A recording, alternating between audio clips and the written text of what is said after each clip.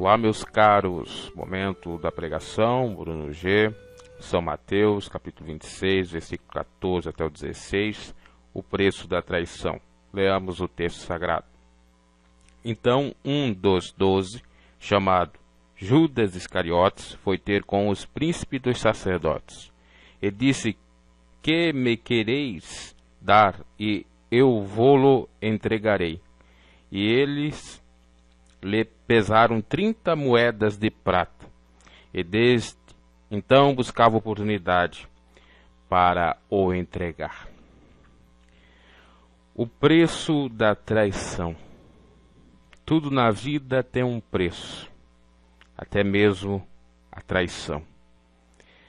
Você, para se dar bem honestamente, paga um preço. Você, para se dar bem fraudulentamente, paga um preço.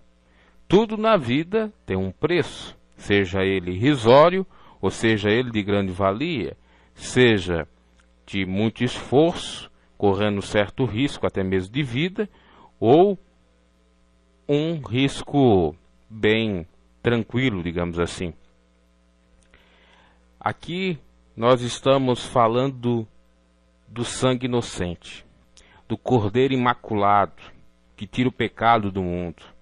Aqui nós estamos falando de Jesus Cristo, do Deus é a salvação ungido, já que a palavra Jesus quer dizer Deus é a salvação, Yeshua, e Cristo, que remete a Messias, quer dizer ungido.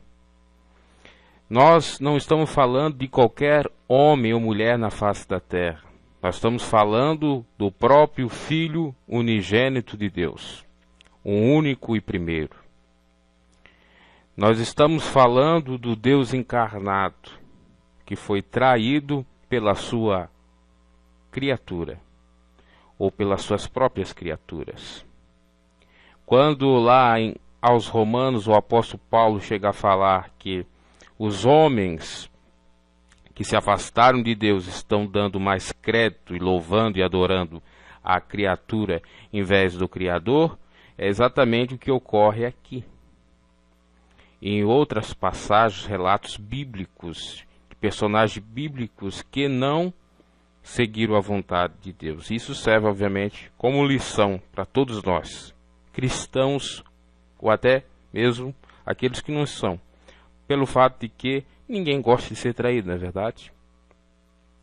Você não gosta de ser traído por aquele ou aquela que você considere o melhor amigo ou a melhor amiga, pela sua esposa, pelo seu esposo, pelo ente querido, por uma pessoa que você tem estima, amor, carinho. Ninguém gosta de ser traído. Alguns pensadores chegam a falar que quem ama não trai. E muitos filósofos chegam a utilizar essa sentença para criar inclusive livros mostrando justamente o contrário, que quem ama trai. Porque existem diferenças de amor e de paixão. Existem diferenças entre gostar e amar.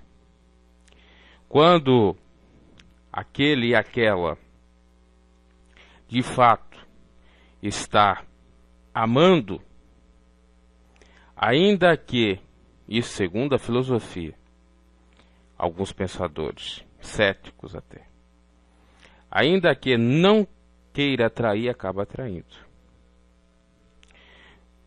Isso é o amor humano. O amor mundano, carnal. Agora, referente ao amor de Deus, ágape, não é o amor eros, do sexo, do prazer, não é o amor egoísta ou egocêntrico, narcisista, de Narciso, amor a si próprio mais do que os outros, ao ponto até mesmo de se matar. Aqui estás falando de algo transcendente, porque se os homens, as mulheres traem até dizendo porque amam. E até o grande Nelson Rodrigues dizia que realmente a pessoa ama quando perdoa aquele que trai. Aquele que ama aquele que não trai é comum, normal, né? Nem é tão amor assim. Até entendo o prisma, o ângulo que ele quer salientar, a questão de fato de perdoar, porque o amor também é perdão. No entanto, o amor não folga com injustiça, com egoísmos, buscando seus próprios interesses, como nos descreve o apóstolo Paulo em 1 Coríntios 13. Ali está narrado o amor perfeito de Deus, que aquele e aquela que está com o Senhor deve ter. É uma obrigação. Assim como os discípulos na época de Cristo, que estavam vendo os milagres, maravilhas, que foram chamados para fazer a obra de Deus, deveriam ter esse amor altruísta, esse amor tão grande do próprio Deus, que por amar o mundo de tal maneira deu seu Filho unigênito, para que todos aqueles que nele crescem pudessem salvar. Judas, porém, não deu valor ao seu chamado. Judas, porém, não deu valor àquilo que ele tinha recebido do Senhor, dons, inclusive de expulsar demônios, como o próprio Jesus mesmo salienta, dizendo que não era para os discípulos se alegrarem porque os espíritos imundos sujeitavam a ele, mas sim pelo fato de seu nome estar escrito no livro da vida, já querendo denunciar que existiria enganadores, traidores, pseudos cristãos, seguidores dele. E olha que coisa interessante, a palavra Judas, se você for procurar a raiz etimológica, a tradução quer dizer louvor. E nós temos dois Judas como discípulos do Senhor, Judas Iscariotes e outro Judas, que é considerado Judas Tadeu. Inclusive tem uma epístola. Aqui se trata de Judas Iscariotes. Judas, diferente do outro Judas, tinha o mesmo nome, significando a mesma coisa, louvor, adorou a si mesmo, enquanto que o outro procurou adorar ao Senhor, ou de alguma forma não fazer o que era errado diante dos olhos do Senhor. Interessante também dizer que a palavra Judas pode significar também abençoado, louvado. Já a palavra Iscariotes quer dizer exatamente aquele homem que é falso, que é mentiroso. Se você for procurar a raiz etimológica de Iscariotes, você vai perceber isto. Vendo o aramaico, quer dizer exatamente alguém que é falso. Já Judas Tadeu, né, significa, advindo do hebraico também, aquele que tem um coração, ou coração, peito, seio, pode significar íntimo. Então veja, abençoado íntimo. Já Judas Iscariotes, abençoado falso. Poderíamos dizer que Judas Tadeu é o abençoado real, porque é íntimo, já que Deus quer ou procura adoradores verdadeiros que o adorem em espírito e em verdade. Diferente de Iscariotes, que tem a mesma palavra significando como a de Judas Tadeu, pelo menos o Judas, né, dizendo que é amor, dizendo que louva a Deus ou é abençoado por Deus. No entanto, é falso, honra o Senhor apenas de lábios e não de coração. Olha a diferença de dois Judas. Vamos malhar o Judas, né? Essa expressão comumente falada quando chega o carnaval. O traidor. Mas não é simplesmente Judas, é Judas Iscariotes, porque a palavra Judas até é uma palavra, ou o nome é até um nome muito bonito, com tradução maravilhosa de abençoado, de louvado. Então, qual Judas você quer ser? O Judas Tadeu, de fato, que é íntimo do Senhor? Ou você quer ser o Judas Iscariotes, que é um pseudo-adorador, um falso adorador, que está se aproveitando da gordura e da lã das ovelhas, aproveitando, das oportunidades, ocasiões para lucrar. Judas Iscariotes sempre estava pensando nas salvas, nos sacos de dinheiro, nas arrecadações, nas doações. Ele não estava pensando em agradar o mestre, em fazer o que o mestre queria, não, aproveitando. Judas Tadeu, ao contrário, servindo ao Senhor. E é interessante nós falarmos acerca disso. Agora, eu falava no início acerca da traição, que ninguém quer ser traído. E dizia também que alguns filósofos chegam a afirmar que muitos traem justamente porque amam demais. Quando você ama, mas não ama o suficiente, possivelmente você não trai, ou até mesmo nem é traído. Agora, quando há excesso, realmente há traição. Quer dizer, quando eu estou seguro de si, ou de mim, do meu parceiro, da minha parceira, eu, de fato, estou mais propenso a ou cornear, ou levar guampa, ou levar galho. O Ricardão aproveitar da situação. Quando eu não estou seguro, e aí demonstra um certo ciúme, às vezes até um ciúme patológico, doentio, eu, de fato, tenho as coisas nas minhas mãos, ou seja, tudo nas rédeas. Olha que contrassenso, mas, de fato, à luz do Evangelho, até esse pensamento é verídico, porque Jesus nos mostra que nós devemos nos preocupar com a nossa salvação, cuidando para não cair.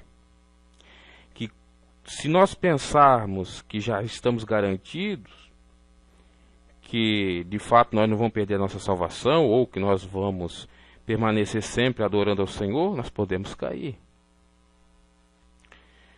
A palavra de Deus, ela é muito clara no sentido de que nós devemos fazer a nossa parte, que a de Deus já está feita. Quando a gente não faz a nossa parte, realmente a coisa desanda. A zona de conforto é perigosa. O ficar de mãos cruzadas, ficar estagnado, numa inércia, realmente é perigoso. Porque, se eu vou analisar cada personagem bíblico, nós vamos ver que exatamente quando eles pecaram, estavam faltando com a vigilância. Não eram vigilantes. Portanto, devemos ser vigilantes.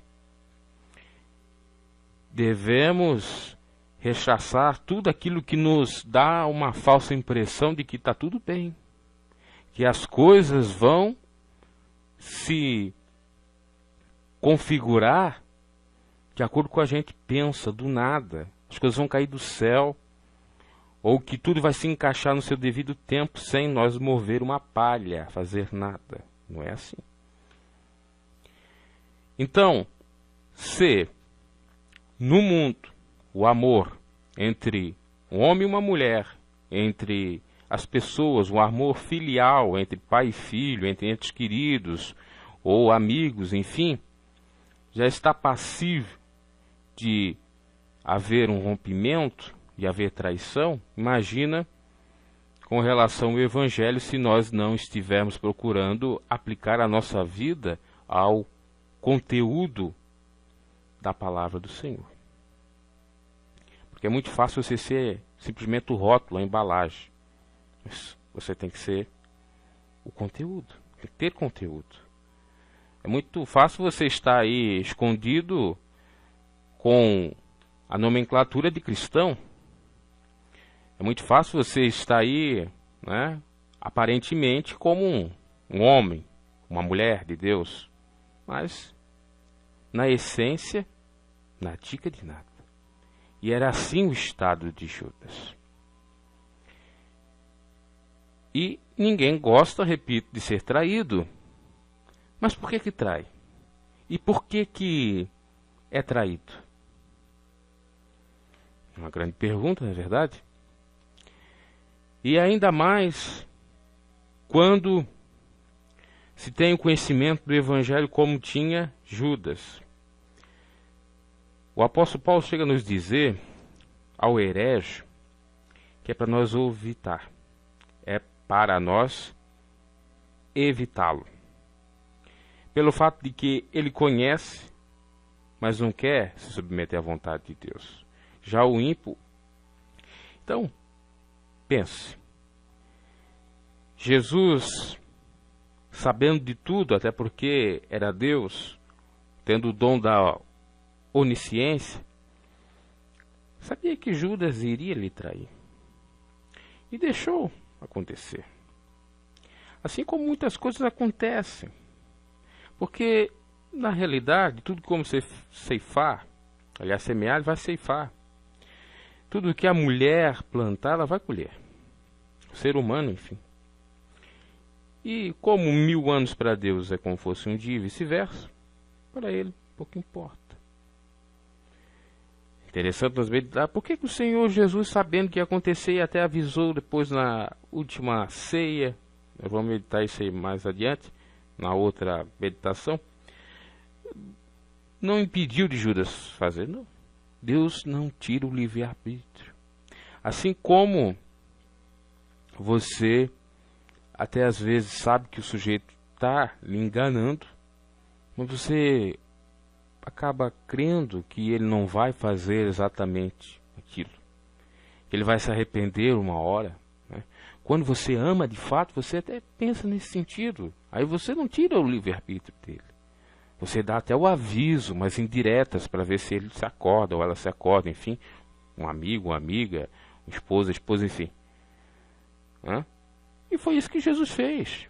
E é isso que Deus faz com a humanidade, com aqueles que lhe traem constantemente, que juram falsamente, que colocam o seu nome em vão, que dizem que são cristãos, mas não são, que honram o Senhor com os lábios, mas o coração está distante, que professam ser cristão, mas negam com as obras. Judas aqui representa exatamente essa figura desse cristão hipócrita, falso, mentiroso, muito religioso, que vai, se nós trazermos os dias atuais, Judas iria aí nos templos, nas catedrais, iria numa igreja católica, ortodoxa, numa igreja evangélica, numa igreja protestante, reformada, iria tranquilamente. E aí está simbolicamente, figuradamente, em cada uma dessas denominações e até mesmo fora de denominações. Porque esse espírito de Judas Iscariotes, infelizmente, até o presente ainda existe. E é esse espírito que vai culminar exatamente no anticristo mais adiante. Então, o que nós devemos fazer? Nós devemos rechaçar, submetendo à vontade do Senhor, resistindo pois ao diabo, ele foi gerado em nós, porque a Bíblia chega a nos mencionar que Judas era um discípulo, que ele até tinha um interesse nas coisas materiais, era um pouco avarento, mas quando o diabo entra nele, ou o espírito imundo, é aí que ele faz exatamente a coisa errada, que ele entrega Cristo, porque enquanto esse espírito imundo não tinha lhe persuadido por completo, ele estava com Jesus, mesmo que falsamente, mas não tinha o traído. Então veja, se a gente não se preparar, não se cuidar, realmente nós estamos propensos a ser enganados pelo maligno, para trair o Senhor. para atrair o sangue inocente, para de fato fazer mal a quem só nos fez bem, para condenar o justo e libertar o injusto. Então pensamos, meus caros. Vamos trazer alguns aspectos históricos do preço da traição. São várias as explicações etimológicas que ao longo dos tempos foram surgindo e que realmente mostram, apontam que a palavra argíria significa moedas de prata. Está em Mateus 26,15, como já falamos. No entanto, existe o professor britânico Donald Wiseman, que sugeriu duas possibilidades que poderiam ter sido utilizadas: os tetradracmas ou dracmas de Tiro, geralmente referidos como ciclos de Tiro, 14 gramas e 94% de prata, ou starters de Antioquia, 15 gramas de 75% de prata, as quais levavam a cabeça de Augusto. A alternativa surge a possibilidade de ter sido a outra alternativa, tetradracmas ou dracmas ptolemaicos, que seriam aí cerca de 25% de prata. Na avaliação pontual, cerca de 17,6 dólares. Um pouco mais aí de... Aqui o dólar está 3 e pouco. Um pouco mais de 50 reais, 60 reais, vamos colocar aí. Valeriam então em torno, já de acordo com o valor americano atual, assim, cerca de 185 ou 216 dólares. Aí já dá um pouquinho mais, né? Dá uns 500 e poucos reais, tá? Quase que dá mais de 500 e poucos reais. Ou quase um salário mínimo, vamos colocar aí, né? De outrora, 600 e poucos, 700 reais. Então esse foi o valor que Cristo foi traído. E cumprindo a profecia que estava lá em Zacarias 11, 12, 13. Capítulo 11, versículo 12 e 13. Que 30 moedas era o preço que que Jesus seria traído. Então, 660 reais. É uma quantia, né, tem pouco expressiva para as classes mais desfavorecidas e tal, ok?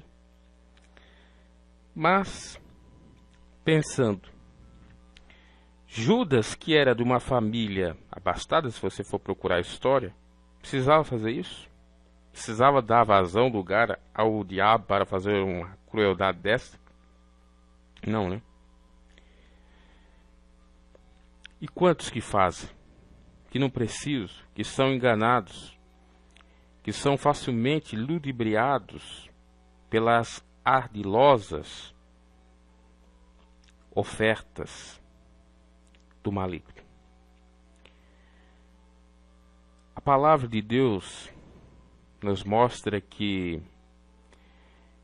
o traidor, o mentiroso, porque traição não deixa de ser mentira, não deixa de ser falsidade, que aquele que ama e comete a mentira não entra no reino dos céus. E Judas, por ter exatamente descumprido isso, perdeu não só possivelmente o céu, realmente após essa vida, como o paraíso, entre aspas, nessa vida. Porque ele sofreu os tormentos, as consequências desse ato terrível, cruel, bárbaro. E assim é todo aquele que, de fato, faz o mal, trai. No casamento, quando há traição, realmente há uma devastação. Há uma assolação terrível. Se tiver filhos, então nem se fala. Rompimento de amizades de longa data, mesma forma. É danoso. É terrível.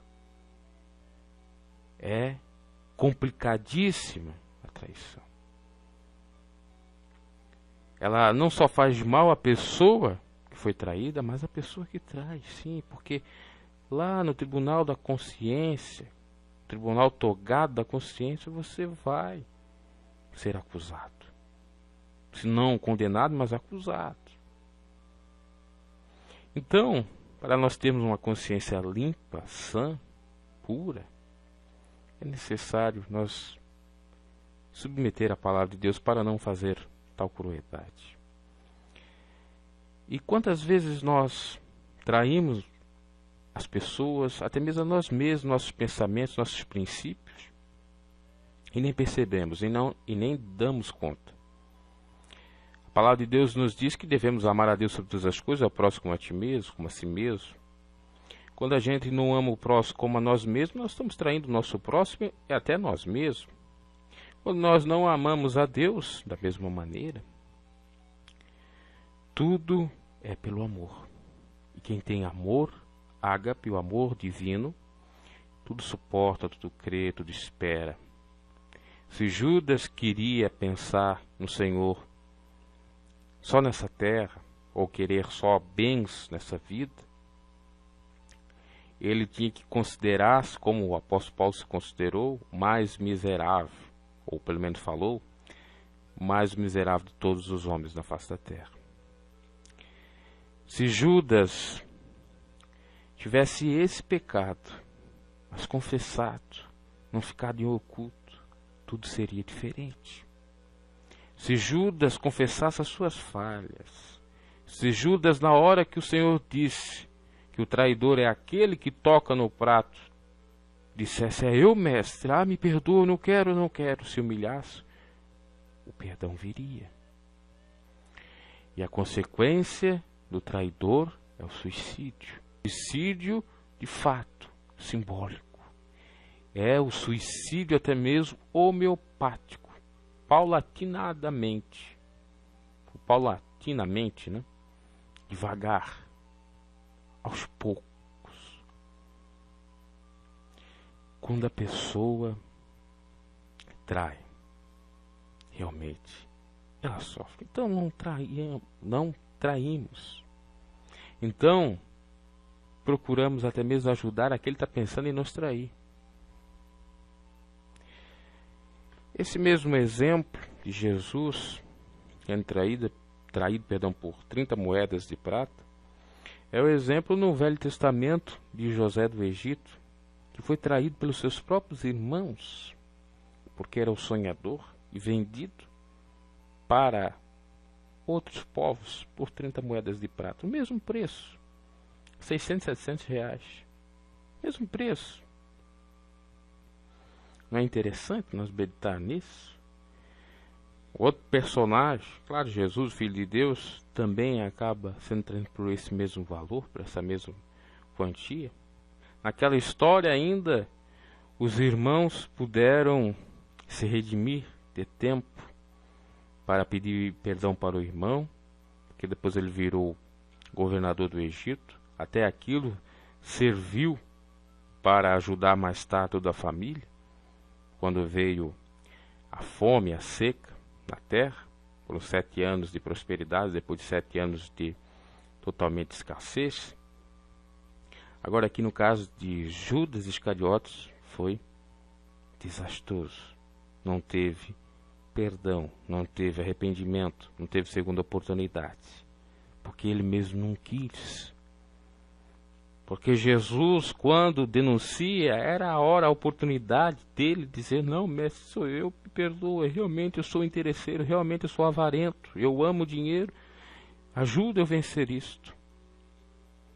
E é o que nós devemos fazer enquanto há tempo. Se você que está casado, está pensando em trair a sua esposa, melhor você confessar a sua esposa, para que ela possa lhe ajudar. A Bíblia chega a dizer para nós dividir as nossas conversas, para nós nos comunicar com os santos.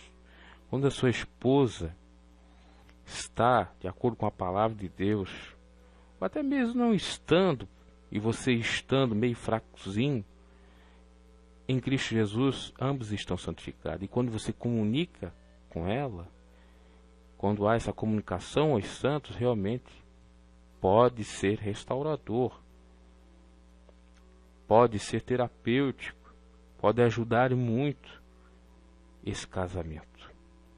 Então vale dizer, confessar diante de Deus e também diante da sua esposa, claro, com sabedoria, apontando os erros, os acertos, enfim, pedindo a luz do Senhor. Do mesmo modo a esposa. Também aquele que diz que é amigo.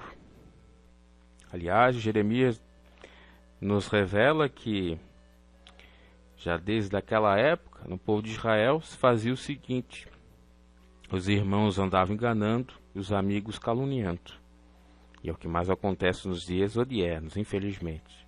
Mas é a hora de perdão, de reconciliação, quanto a tempo, né? Depois não adianta chorar pelo leite derramado. Depois não adianta fazer mais nada. Não vale prevenir do que remediar.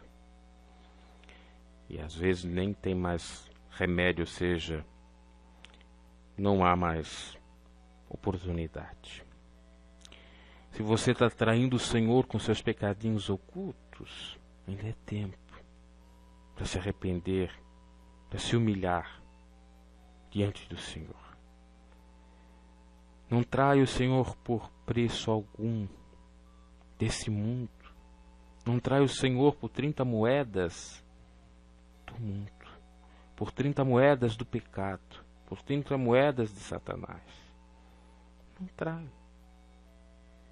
Não traia o Senhor de maneira alguma. Ah, mas 30 moedas vale muito. Ah, mas isso é uma grande oferta. Não faça. De maneira alguma. Porque haverá consequências. Se já há consequências no plano familiar, social, imagina no plano espiritual, quando você trai o Senhor, fingindo ser uma pessoa e não sendo-a. Pense, é para pensar. Então, aquele Judas Iscariotes foi falar com os religiosos, e aqui há realmente uma outra reflexão. Os religiosos é que procuravam matar Jesus, procuravam de qualquer maneira levar ele aos tribunais e acabar com ele de qualquer forma, porque tinham inveja, porque não queriam ver de maneira alguma ele operando sinais e maravilhas, sendo melhor do que eles. E quantos invejosos religiosos estão matando o Senhor? Porque muitos falam, Judas Iscariote traiu, Judas Iscariote traiu. E os príncipes dos sacerdotes? Parece que é só o Judas que é o culpado, ou foi o culpado dessa traição. Os príncipes dos sacerdotes religiosos da época, principalmente. Porque a palavra de Deus nos chega a dizer que não é aquele que pratica tão somente o pecado, mas aquele que consente com o pecado alheio é que peca. Quando os sacerdotes vão procurar oportunidade para prender Jesus e até compram ou falam com Judas para lhe ajudar, ambos estão pecando. Um porque está fazendo, o outro porque está consentindo. Então veja, olha o cenário. Os discípulos de Jesus traindo Jesus, os religiosos traindo Jesus. Nós não vimos aqui o povo samaritano traindo Jesus. Nós não vimos aqui os de outros povos, por isso que ele mesmo disse que o profeta em sua casa ou em sua pátria não tem honra. Nós não vimos aqui judeus que não eram religiosos traindo Jesus. Nós vemos aqui a figura de religiosos, invejosos, querendo acabar com o Senhor a qualquer momento, bem como discípulos do Senhor. Que contraditório, não é verdade? Aqueles que eram para receber Jesus como um Messias, o Filho de Deus, os religiosos, e aqueles que o Senhor chamou, e eles viram, atestaram, viram que de fato Jesus era Filho de Deus, pelos milagres, sinais, prodígios e maravilhas, estavam fazendo o contrário. Por isso que certa feita o Senhor Jesus disse que os filhos das trevas são mais prudentes que os da luz, referindo-se claramente aos gentios, que não faziam mal para o Senhor, enquanto que os judeus religiosos e seus discípulos, que na maioria deles, ou todos eles eram judeus, faziam coisas má ao Senhor. É paradoxal isso. Mas infelizmente acontece. Por isso que nós não podemos nos deixar enganar. O Senhor mesmo disse para nós acautelar, para que nós cuidado, porque está cheio de lobo aí, vestido de pele de ovelha, fingindo ser uma coisa e não é. Eu recentemente tive uma decepção com uma pessoa em que eu ajudei ela de alguma forma. Aliás, não foi uma, foi duas ou até três. Que eu achava que era amigo mesmo, né? Que poderia, na hora do perrengue, na hora da aflição, me socorrer. E eu passei por esse perrengue, por essa aflição, na tica de nada. Mas quando o sujeito precisou de mim, naquilo que eu podia ajudar, eu ajudei. Isso é terrível, essa sensação de traição, né? Essa sensação de ser usado simplesmente como um objeto descartável, de ser apenas mais um a ser enganado, apenas mais um otáriozinho, que na concepção desses que me enganaram, realmente eu fui. É terrível.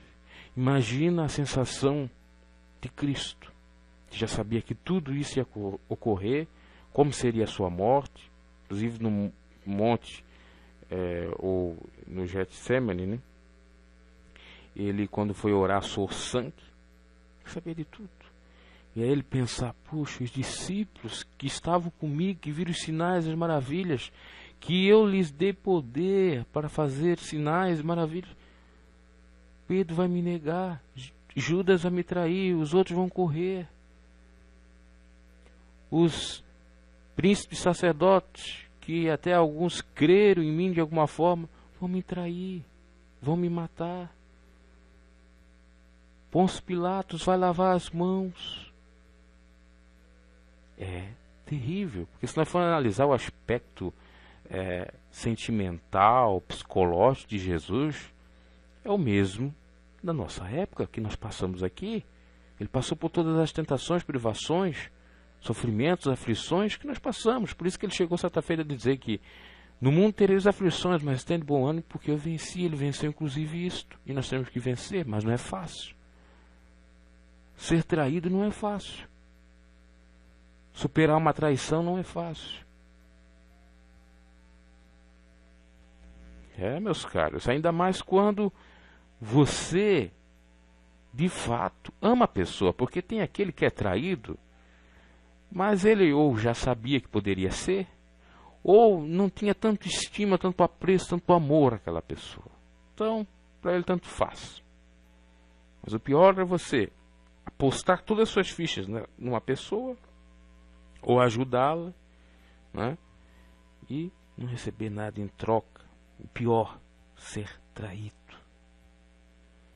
Quantos pais que traem filhos, filhos que traem pais, quantos irmãos que traem um ao outro, tanto da igreja quanto consanguíneos, quantos que acabam traindo esposa e vice-versa, coisas até mesmo fúteis, por prazeres efêmeros, passageiros. Quantos traem o Senhor por um bocadinho de lentilhas, como trocou a primogenitura Esaú para Jacó? Então é para pensar, meus caros. pense consigo mesmo, examine. Não procure lucrar com o Senhor. Não procure ser como alguns aproveitadores do Evangelho, da Boa Nova de Cristo. Seja humilde, seja sincero, transparente. Seja quem você é. Se você está com Cristo, esteja. Se você não está com Cristo, não esteja. Agora não venha fingir ser uma pessoa que você não é. Se você tem o costume de trair, mais vale você se afastar dessa pessoa e tentar curar, entre aspas, ou resolver essa problemática que você tem até uma psicopatologia mórbida de traição. Pense. Então,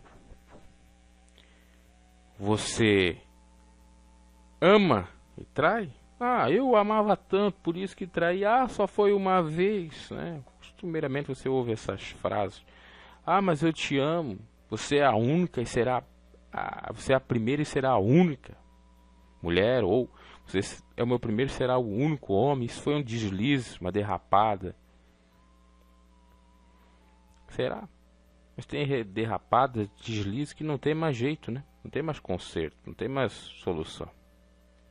Aí vale a pena você perder uma família sólida, você perder exatamente uma amizade de fato, sincera, por conta de uma fofoca, de um disse que me disse, de um adultério. Pense. Vale a pena fazer isso? Você perder coisas tão essenciais para a sua vida, que uma amizade realmente essencial, um matrimônio essencial, por coisas tão mesquinhas? E, infelizmente, temos que pensar, né, que existe esse outro lado. Muitas pessoas acabam aceitando a traição, não porque são pessoas amorosas, mas porque são pessoas interesseiras. Uma vez eu falei num comentário de Examinai acerca de uma pessoa que eu conheci, pelo menos o seu esposo, de alguma forma. E o camarada tinha ela só como mulher no papel ou em casa, fora de casa e fora do papel, né? Ele tinha várias mulheres. E ela aceitou, inclusive teve um filho extramatrimônio. E aceitou. E ainda até disse que eu vou perder meu status, que ele tem um patrimônio, se eu me separar dele.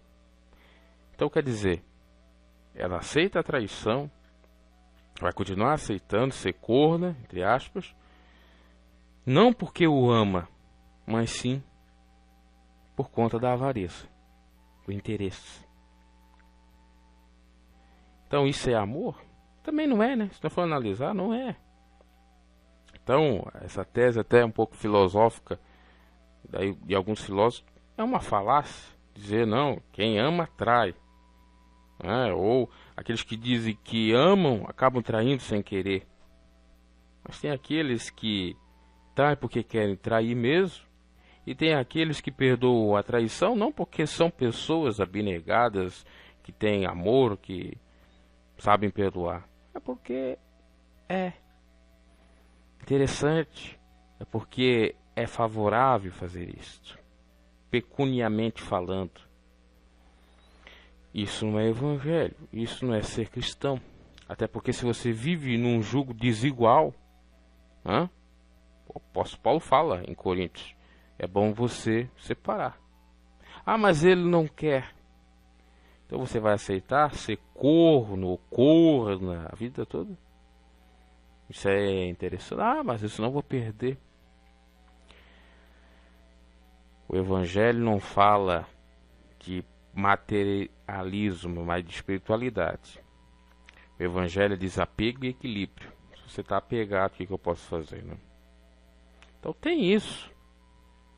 Imagina se Jesus perdoasse a traição de Judas, porque Judas teria muita grana para lhe dar, ou uma vida material boa para lhe dar, até porque ele, como já disse, de uma família abastada, rica. Não foi assim que ocorreu. E Jesus não chamou Judas pelo fato de ele ser de uma família tradicional ou rica. Chamou como qualquer um, para de fato exercer a incumbência, a missão que ele tinha lhes dado a cada discípulo. Mas ele não fez, ele continuou sendo aquele velho homem, continuou sendo aquela mesma pessoa avarenta. Por isso que toda a segurança, garantia de vida eterna, que tem muitos falsos teólogos que aí acabam pregando, de teoria universalista, que todo mundo vai ser salvo, que não haverá ninguém para ser condenado, ou não haverá condenação, que o inferno não é bem o inferno que eu te falo, minimizam as consequências daqueles que transgridem a palavra do Senhor, dizendo que não vão ser tão castigados ou que não irão ao castigo eterno. Isso é tudo uma falácia do maligno, temos muito cuidado. Então é para pensar, porque senão nós vamos realmente perder a salvação. Então, pense. Você quer ser Judas Tadeu ou Judas Iscariotes? Você quer adorar ao Senhor de corpo, alma e espírito, ou você quer se aproveitar do Senhor para corpo, alma e espírito? Porque dá para se aproveitar do Senhor para corpo, alma e espírito. Como assim? Para essa vida. Se você se aproveita do Senhor, ou com o nome dele, fazendo os desejos carnais obtidos dos, exatamente, dízimos, votos, ofertas adquiridos dos outros, daqueles que se dizem, dos que são cristãos, que dão por livre e espontânea vontade. Você agrada a sua alma, que é a sede do seu sentimento, fazendo exatamente aquilo que agrada a sua carne, que dá uma sensação até mesmo, falsamente, obviamente, a sua alma. E o seu espírito, que é a sua mente, da mesma maneira. Só que tanto o seu corpo, como a sua alma, o seu espírito, vão para o castigo eterno. É claro que se falecer para a cova, ou seja, vai para o sepulcro, mas a alma e o espírito vão para o castigo eterno, exatamente com o nome do Senhor. Por isso nós temos que ser verdadeiros. Do contrário, nada adianta. Você quer trair o Senhor? Mas eu não traio o Senhor. Meu Deus, quem? Eu vou atrair o Senhor? Eu vou trair meu irmão? Eu vou trair a mim mesmo? Não. Será que não? Quando você está se prostrando em outros deuses, você não está traindo o Senhor. Quando você não está amando o seu próximo como deveria amar, no sentido de respeitá-lo, de não fazer mal a ele, não procurar buliná-lo. É isso mesmo. Você, quando comete a intimidação do bullying, você não está amando o seu próximo. Você está traindo o seu próximo. Que às vezes até faz o bem para você. E quando você nega alguns princípios pelo fato de que você pode ter uma boa rentabilidade financeira, você de fato está traindo também. Então pense nesse sentido.